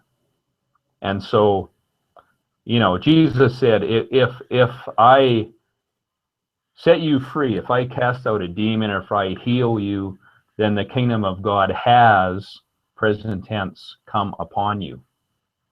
And so the world is waiting for us to demonstrate, to put aside our ego and to serve and to really liberate. When Jesus came, like he was like from another planet. The people of his age couldn't understand his amazing love and his amazing compassion. And it's like God is waiting for us to step into our roles of service. And this is a role of government, is one of service, like Jesus said, he who is greatest in the kingdom is the servant of all. And so we choose to serve by setting into place these liberating technologies, not to serve us. I don't want to be King Henry. There were enough King Henrys. I went to England. I went to the tower, and I saw they have they have this crystal pillow where the heads of Henry's kings, queens were placed before he chopped them off. They have a memorial to that. But we are kings. We are kings and priests unto the Lord our God. We have a royal calling, but it's to serve humanity. Exactly. We're kings and queens, and as kings and queens, we are to be. We should issue our own money, because kings and queens issue their own money. And I want to interject here a couple things from the chat. Daniel Kranicki's on the call. Daniel, what's up? You're awesome. Well, Daniel, by the way, is a great writer and historian, author of the book History and Money of Money and Usury in America. Please check that out. Google it. It's on usury as in the root. So he's a fellow Jah warrior, jubilist, and usury abolitionist. He interjected when you're talking about Ayn Rand. He goes, yeah, her real name was Alyssa Sonitsia Rosenbaum. and then and then Tanner, I had been discussing with Tanner, because he's fired up. He's listened to the 90-day focus planner, and it's having an impact on what he wants to do, to make some money, because he's transitioning in his own personal financial affairs, but he's also being called to God to participate in his Jubilee, and because he wants to serve. And I think it's really powerful that by stepping up, we're all, as Henry had alluded to before, Jesus says himself, is that those who are your greatest, the greatest among you will be your servants. And that's what it is we need to be kind of like in a competition to be the greatest servants, not for our own glory, but for the glory of God, to glorify our Creator, that we are the Moses generation, which is going to emancipate our tribes from Egyptian captivity. And Tanner is stepping up, and basically I want to add him to the Trello to-do list. Basically, he's going to craft an email, and he's going to present on Jubilee TV. He'll tell me when. But anyway, I'm hoping that he's, the guys in the libertarian movement have heard Wayne pitching Our Money Jubilee for about 5 years now, because I was pitching it among Ron Paul people for a long, long time. And it's like, this is Wayne's thing. You know what I mean? But now by Tanner stepping in, now it's another Ron Paul guy who's seen, God's way is a better way than the libertarian way all by itself. There's some really good aspects of the libertarian/anarchist mindset, which is voluntarism, because God's kingdom is voluntary. God gives us free will. It's a voluntary thing. But by the way, you go into the curse, and the devil is going to put you under force if you rebel from God's way. So I wanted to, we're not screen sharing anymore, but I'm going back into the Trello, and just to review, I want to catch Tanner up a little bit. We've been working on this Trello thing, which is a collaborative website. I'll send you a link in a little bit, and you can go on it. And just during the call, Henry was listing some things that we need for the One Love concert. And he brought up the idea, we need a band, we need to fund it, we need plane tickets, a press release. Well, we started to take roles, like Brent stepped up, and he volunteered to find a band. And then we went on to Trello, and under the to-do list, it says now Brent to contact Tribal Seeds and a cheap local Tampa political reggae band. Wayne is going to organize the flights for the speakers. Wayne's going to create a Facebook event for the One Love concert. So once we have the link for the One Love concert, it'll allow Henry to create a press release whereby which he can announce that there is a Christian initiative that is accepting even atheists. It's a Christian initiative based upon the Bible, but we want everybody to participate, even if you're an atheist. And we want to have an Exodus, and we're going to have this One Love concert, and we're recruiting Sherry Honkala and Sheriff Richard Mack to collaborate. And he's going to basically, we have a date which actually coincides roughly with when Bob Marley had the One Love concert. Amazingly, I just can't believe how the synchronicity there is amazing. That's God. Our Creator, God is great, and God is just saying, Exodus, my brother, my children, Lord, we are your Israelite children, and we are crying out to you. Pharaoh has turned us into bondservants. You are true to your word. We've been put under the curse. We are in captivity. We're crying out to you, Lord. Hear our call. Protect us. And as Henry said, when I was talking in a call with Tanner, and he was basically saying, what happens, when they send in the SWAT teams and the the DEA into this county? Well, you know what? We are being sealed by the Passover lamb. You know what I mean? It's just like the Exodus story. And if these demons, number one, we're going to have the Jubilee sheriff. We're obeying the law. You know what I mean? We're doing what the Constitution is saying. The sheriff. The Constitution doesn't say the sheriff has to take Federal Reserve notes. The sheriff should be working for the community and working for the community's money. So the point is, through all of this, the believers, we will be under the protection of the Passover lamb, because we will truly be working for God and not mammon. We won't be working for the usurpers anymore. Anyway, I'm adding to the to-do list. Tanner will present on Jubilee TV. He was doing some market research about the Free State Project. Pardon me while I'm remembering our conversation. I was actually jogging when we were texting. So anyway, at the Free State Project. So what we wanted to do is do some market research. So the Free State Project in New Hampshire, I forget what it is. I think he said there was like, they had 20,000 members in, I don't know if that's for the whole state or if it's for like Keene, New Hampshire. In any case, he's doing market research where it would be the best U.S. county to focus on.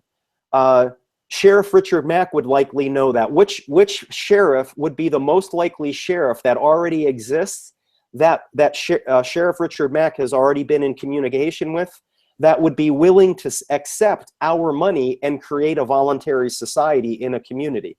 So we're going to create this, and then he'll do a video, appear on Jubilee TV.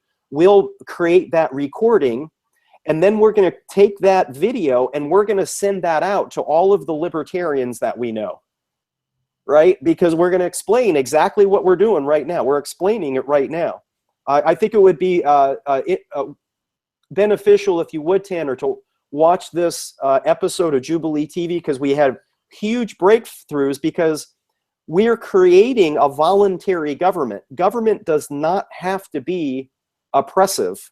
And the Trello system is the manifestation. It's the early ingredients of people who are just volunteering to fill different roles and solve different problems. So the problem sort of that you're overcoming is, well, how do we pitch this idea to libertarians and anarchists? How do we get them to overcome their objections? And Tanner is a great marketing guy. He knows marketing really well, and niche marketing, and how to overcome directions, because all of it, we are literally, as God says, is we are winning converts. We're going to have converts to God's kingdom, but they don't even have to be believers. They can just join along on the Exodus. So I'm adding this right now. I'm repeating it. Tanner will present Jubilee TV, market about Free State Project, to later be video emailed to libertarians and anarchists. All right, I'm done with that. Henry, go on. Tanner is saying that he was at dinner and he missed some. No problem, Tanner. We understand. Everybody's got stuff. No problem. Go ahead, Henry. Yeah, you know, I was involved. Well, not actively involved, but I sort of cut my intellectual baby teeth with libertarianism and anarchism. You know, I read Murray Rothbard. I subscribed to Ayn Rand. I lived in Pennsylvania for about 6 years. All my friends were, you know, involved with the Libertarian Party at its very beginning. So, I mean, I have a lot of love for libertarians. I think Ron Paul, basically, morally, is a great guy. You know, so my opinions on economics have changed a bit over the years. But, you know, a lot of the core of the libertarian movement is right on, as well as there are people who we would call left, who are, you know, they see the injustice of the big corporate banking rule and you know, oppression. What you have to understand about Babylon is, you know, Babylon signifies confusion. Well, when the Federal Reserve came into effect, it was a hybrid between big business and big government. And, you know, Ron Paul has come right out and said, well, you know, the 20th century was the century of central banking, and this was the century of war, total warfare. And so, you know, I think there's a general awakening among both left and right as to what the underlying problem is. And, you know, it isn't necessarily specific individuals. It's a system, it's a satanic system that guarantees that the psychopaths will rise to the top. And so our enemy is not with any particular individual. You know, our enemy is the lies and deception and bondage of people who have invested in a system that will not return what people are seeking. You know, the system is falling apart, and it rightfully should.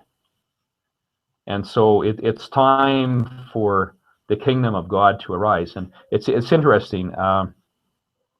There was a site called, what's the name of it? I forget, but it's where a lot of Christians who are considered to be prophetic leaders share what they have heard from the Lord, what they believe God is speaking to us today. And I think it's Rick Joyner, who's considered a prophet among many evangelical Christians, just in the last week or two came out with a statement saying that in the year 2016, we will see the rise of a new sort or a new type of Christian economics. A new Christian economic movement will emerge this year. And he didn't go into any details.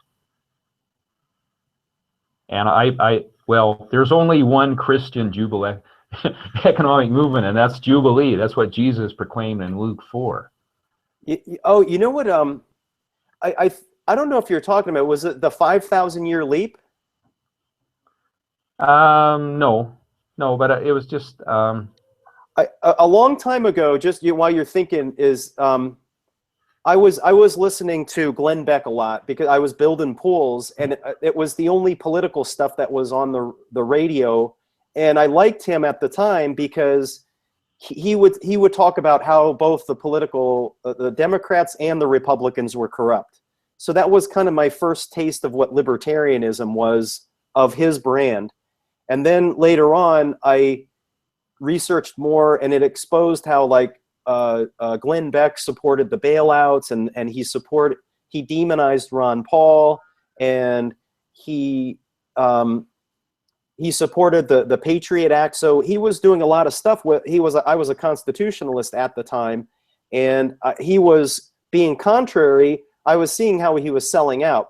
In any case, he had a book he was promoting at the time. It was called The 5,000-Year Leap.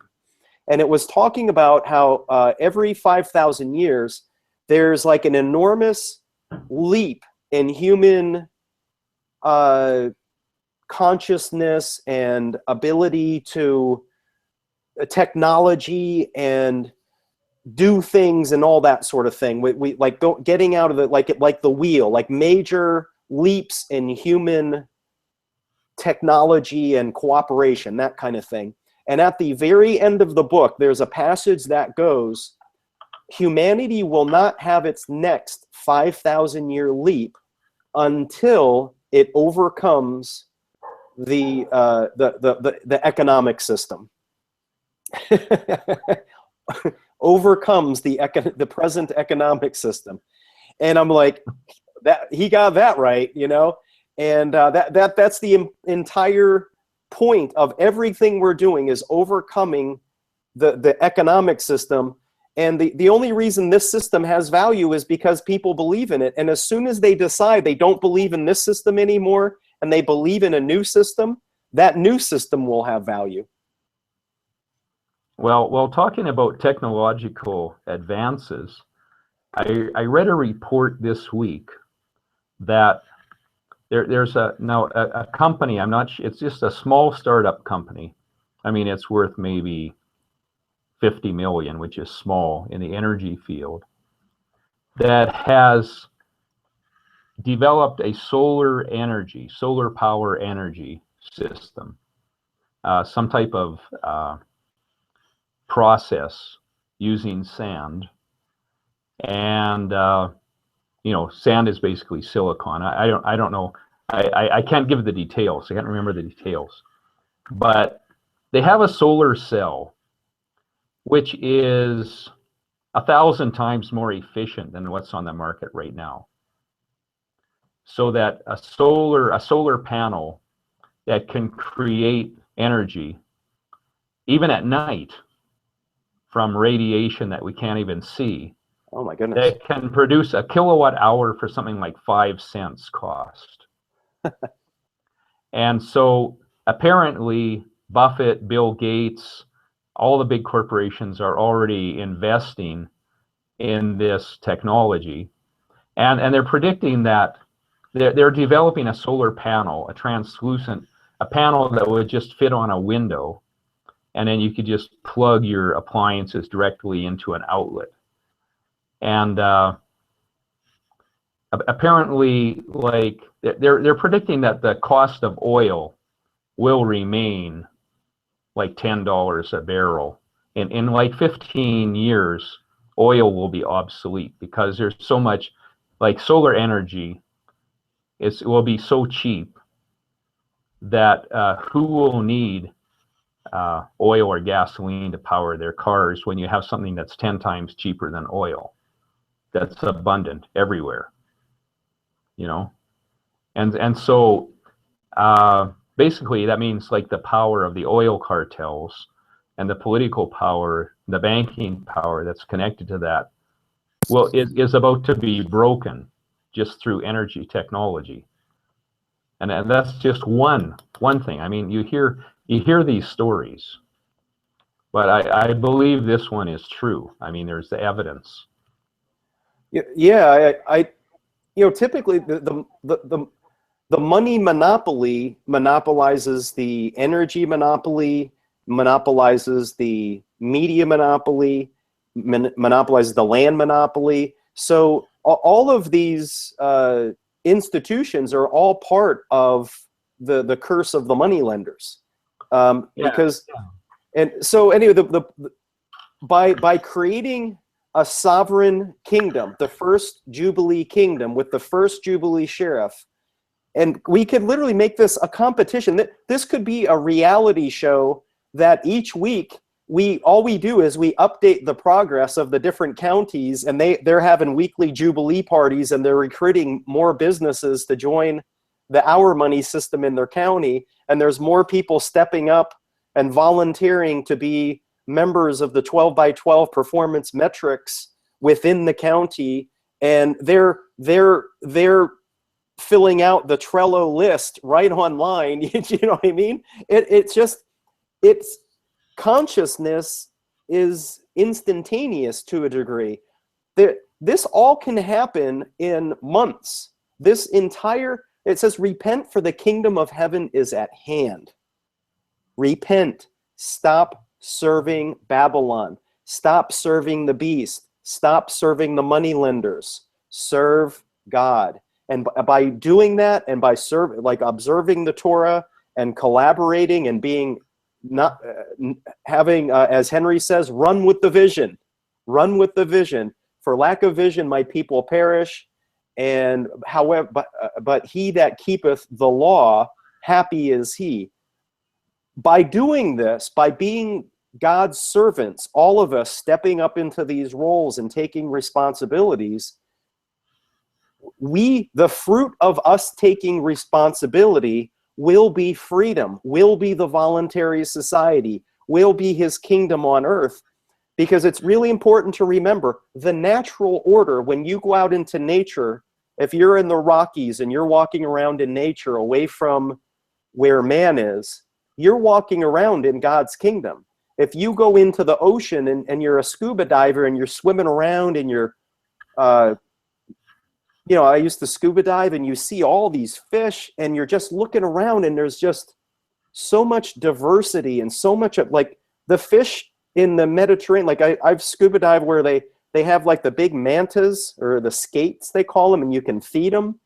And you're just seeing these animals like you normally see on TV, but it's just there are just so many beautiful signs of the kingdom is real, right? The kingdom is here. It's all around us. I see the kingdom of heaven when I look into my son's eyes. It's right there, and he smiles up to me, and I just, oh my God, that's the king. Just like God says, in order, I'm trying to think of how it goes. In order to enter the kingdom of heaven, you must make your mind again like a child's. And a child is just, he doesn't have any Babylon's corruption in. He doesn't know he needs to vote. You know what I mean? Because he doesn't. He doesn't know that he's a debt slave because he isn't. He doesn't know that Federal Reserve notes are necessary to survive in Babylon, because he's not going to grow up in Babylon. Do you know what I mean? He's going to grow up in the kingdom, because I'm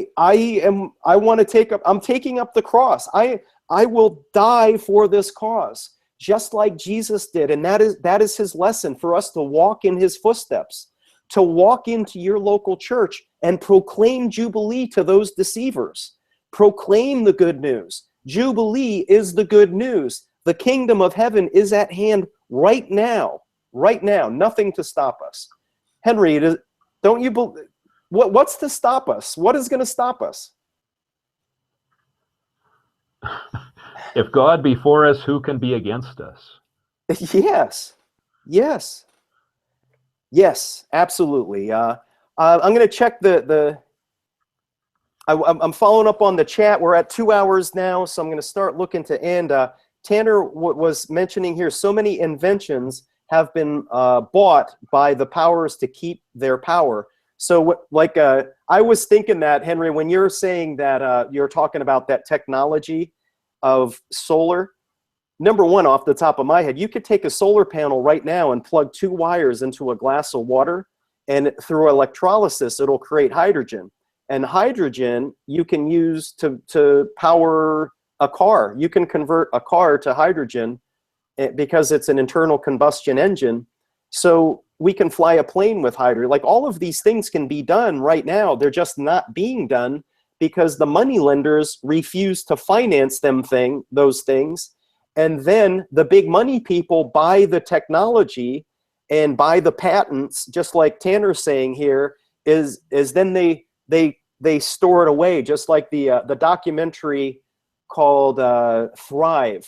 The documentary called Thrive talks about that kind of concept. And I don't know, any final comments, anyone? I'm going to start moving toward the doors. Henry? Yeah, just on Tanner's comment too. It wasn't Leonardo? Was it Leonardo? Who was the great inventor Da Vinci. at the start of the Da Vinci? People marvel at Da Vinci's notebooks, where he has like airplanes, submarines drawn out. All these things could have been produced back then if it wasn't for the elite control stifling technology. You know, a lot of these things were invented. They say they were 500 years before their time. Well, no, actually, the money elites were 500 years behind the time. You know, it's like they were the union of candle makers fighting against the electric bulb. You know, trying to prevent progress. We already live in the kingdom of, there's great abundance, and it's the most important technology is money technology. I mean, that's the one that breaks the power of usury, that breaks the power of usurpers. And it comes with the recognition that we, individuals, the living, moving, breathing people who are the population, who are, you know, humanity, we have the rights to create value. You know, value cannot be something imposed where a few bankers, a few families decide what is valuable and what isn't. I got an amen from Tanner, Henry. Keep preaching, baby. Yeah, so we are, I mean, you know, there's that site, I think it's called The Beautiful or The Wonderful Truth About Money. in which I forget which one of our brothers that he posts things on our 144K from time to time. You know, he talks about how that money is simply, you know, it's a promise. And I was thinking this sentence came to me the last couple of days, was that the amount of money in any society is equal to the number of promises that will be kept, or that can be kept. And so basically, you know, money is commitment.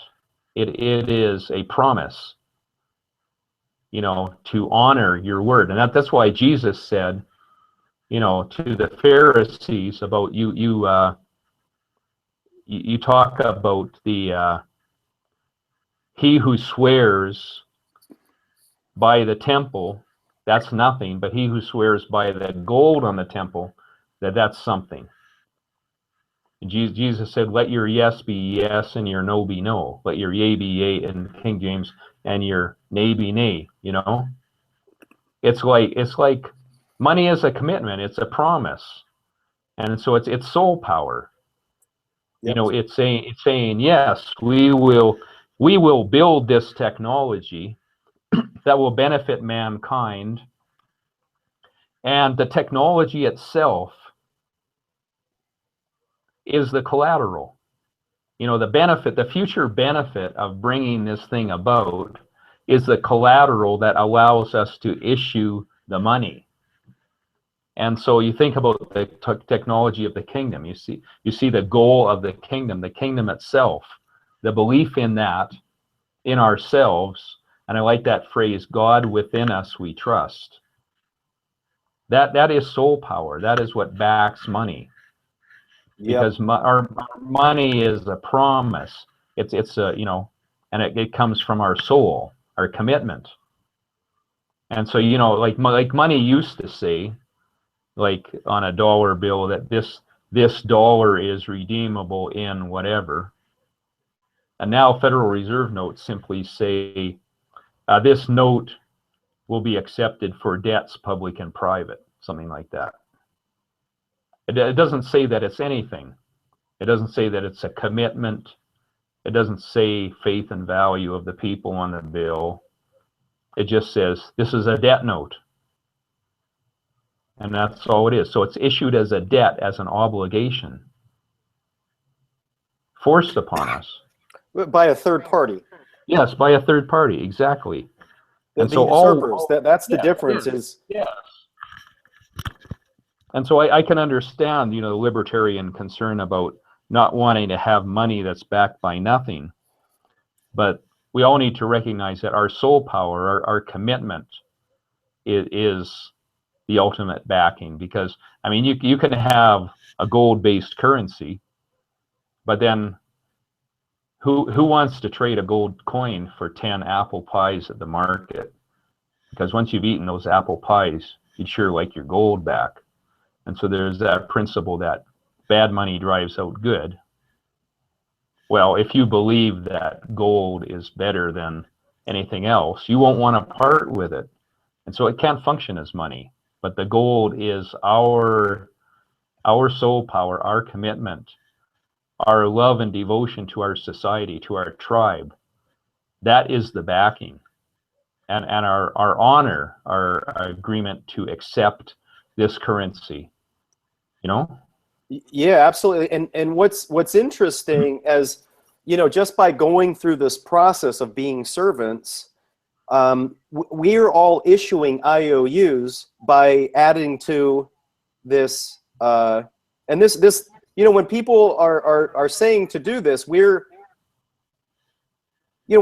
absolutely want you to do these things. This is very, very important business to Henry and I.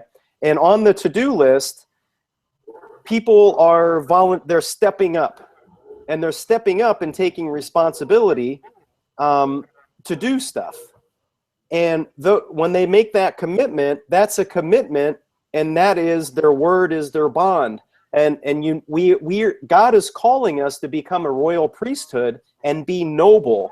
And by being noble, that means we we support the non-aggression principle. We don't want to aggress upon any human being, but we also are our brother's keeper. We're taking responsibility to create this presentation. Henry took on responsibility to learn about Trello. Henry learned all this stuff because of it. He's doing this as a service to our creator. Brent has stepped up and he's issued an IOU, a type of money, to contact tribal seeds and to contact a cheap local a political reggae band in Tampa. I'm issuing an IOU that I'm going to create a Facebook event for the One Love concert so that Henry can promote that link in a press release. Henry issued an IOU for the press release because he's God's servant. By the way, we're issuing these IOUs to God, right? Don't you agree with that, Henry? We're issuing them to God. As the Lord is my witness, I'm going to create this One Love concert. I'm going to create a Facebook event for it because I'm going to honor myself. I'm going to honor my God. I'm going to honor the Torah. And we are overcomers, baby. We are very, very serious about God's kingdom, that our children will be raised in it, and we are Moses's generation, and we are going to be God's hands and feet. We're making it happen. Tanner issued an IOU to create a presentation for Jubilee TV. We're going to take that and make that a video. If it needs to be edited, I'll do the editing so it's focused, because we're focused. We're niche marketing. We want it to be digestible, because if we get into too much Bible stuff, it might turn off the libertarians. So he's going to create a very secular presentation that's very focused to voluntarists. His market is voluntarists, constitutionalists, because we're using the role of the sheriff. So that's Tanner's IOU. Brent has an IOU to start a GoFundMe project. It says in here, did you up this Henry, where they have 5% fees? No, that's not me. That's oh, Brent did that already. Brent, he must have. Yeah, that's wow. Yeah. He already updated that. Oh my God. Yeah. Henry, how awesome is that? Oh my God, man. Yeah, I see he has a note there about percentages and the different platforms. Yeah. All right. Okay. Well, I want to make a reply to that. Is that there's another one that's called Indiegogo.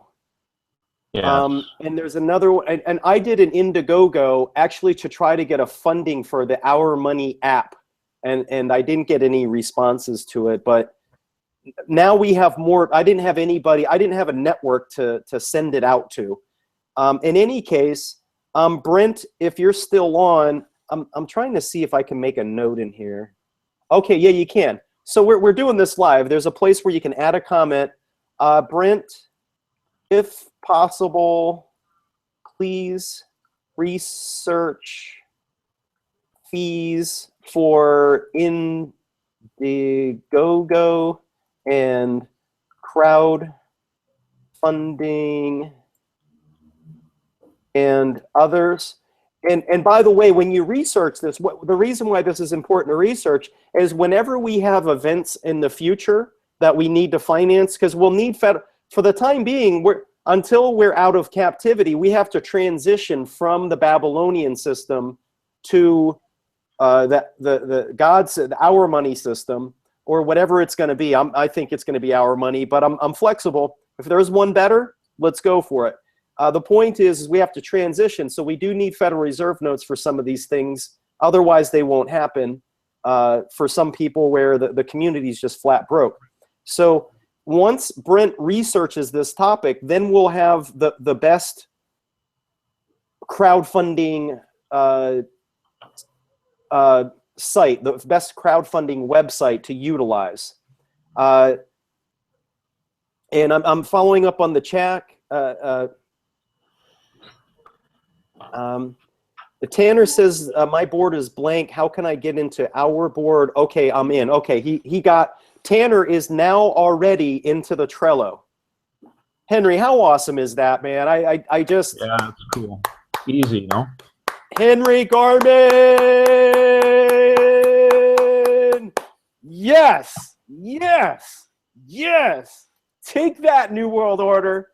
Take that. This is the tip of the spear. I hope you brothers, I hope you see the genius of this. You are our genius network. There's nothing that we can't achieve. And I think with that, I think we should sign off. We're about 20 minutes over. So, Henry, any final comments? Just want to say a word to Daniel. Daniel, thanks for attending tonight. I really appreciate your articles. Your recent postings on Facebook about usury are just awesome. Keep up the good work. I appreciate everyone who's here. Tanner and Brent, awesome artist. And great things are happening. Just so you're aware, Henry, I want you, Brent, there's Brett Jones. Oh. He's the artist. Brent is the activist in Nebraska who set up the Rastafari tribe. I just want to make sure that we're given respect for our fellow Jah warriors, and it's Brent Vanderwall. And if you would, Brent, would you please friend request Henry if you have not already? Because we are a church. We're literally, in a way, we're going to keep recruiting, but we that are creating this, we are the apostles in a way. We're of sorts. We're not the apostles of the Bible, but that's what God wants us to do, is to be his hands and feet, to be his representatives, to do his work, to step up and serve. And by serving, there's nothing that we can't overcome. By collaborating together, by using these technologies to implement the Torah, to implement, because that's the foundation. And every step that we take on this journey, because it's done and it's Torah observant, we're building a foundation upon the rock. So when I recruited, for different things like Ron Paul, one time I organized a Ron Paul thing or an End the Fed event, I was fighting the existing system. I wasn't building upon the rock. Whereas because this is Torah observant, the Bible says for us to build our future upon the rock. This is the rock. What we are doing is going to, it's the tiny seeds of the prophetic millennial kingdom.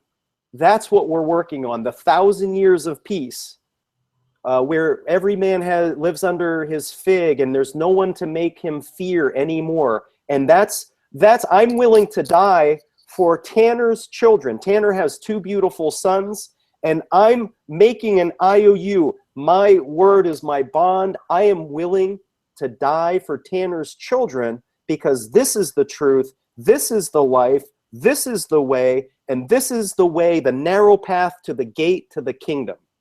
Henry, what do you think? Yeah, you're right that a role could be rightfully called apostolic, because an apostle is one who is like a founder, one who has a special calling to create something new in the spiritual realm, in the physical spiritual realm, to bring into existence movements, organizations that are not building upon someone else's political or religious foundation, but we're someone who's hearing directly from the Lord to do a specialized work, a foundational work. And so that is our role. And it's a functional role. It's not like a bishop, an overlord in the church in the traditional sense. It's more an understanding of being consciously taking upon ourselves the roles of founding, of edifying people and building something, doing a new work. And that's really what our goal is, our task. You know, we're the pioneers in that sense. You I know, love it. who have a vision, who are not afraid, who are taking confident steps on the narrow path. Mm-hmm. I love that. I love that. We're at 2.5 hours. I believe this is truly one of the best episodes, breakthrough episodes of Jubilee TV that we've ever had, because, you know, this is a cycle of 7. This is I don't know, a Sabbath of sorts. You know, there's breakthroughs happening with Tanner and Daniel and Brent by taking responsibility, by Henry stepping up. And thank you.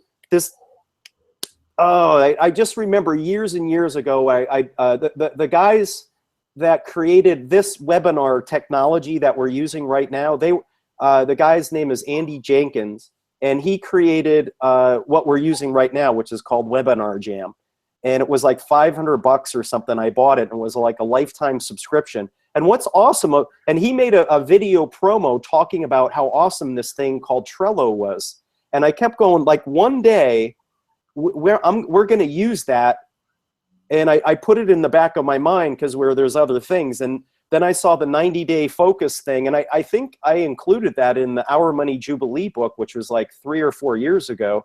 So there's like all of these little technologies that I wanted to add. This webinar technology we're using right now, all of these tools and the money technology of Our Money, we've got the things that we need technology-wise. There's nothing, we don't have to fly to the moon or do something that's out of our capacity. All of the things that we need right now is just getting organized to create the alternative, benevolent, voluntary system where people can participate and people take responsibility. Because one day it'll be, well, who's going to take responsibility for the poor? Who's going to make sure the homeless are housed in a county? Well, we're going to find all those foreclosed houses, and we're going to put homeless people in them. How are we going to take care and make sure that people who have cancer are taken care of? Well, we're going to have our tribes. It's a voluntary society, and we're going to use holy anointing oil to heal cancer victims. And so anyway, and by the way, I've been meaning to follow up with Tommy Usury-Free Kennedy. I don't know where his bout with cancer is right now, and I've been wanting so bad to get back, and I keep getting diverted. So I'm making an IOU that I'm going to call him tomorrow and see how he's doing, because I've been in fact, I'm going to do it right after this call. So our conversation. So I'm going to do that right now. That's all for tonight. And thank you very much, Henry. Thank you, Tanner. Brent, Daniel, not sure who's still on anymore. That's all for tonight. I keep forgetting. I'm trying to get away from and say Yah. I'm trying to use the Y. Yah, Yehovah, Yahweh, Yeshua, Elohim. Bless us. Bless us as we serve you, serve our people, serve our Israelite brothers and sisters. Thank you for your word. Thank you for your guidance and inspiration and our vision for victory. Good night, everyone. Good night. Thanks, Wayne.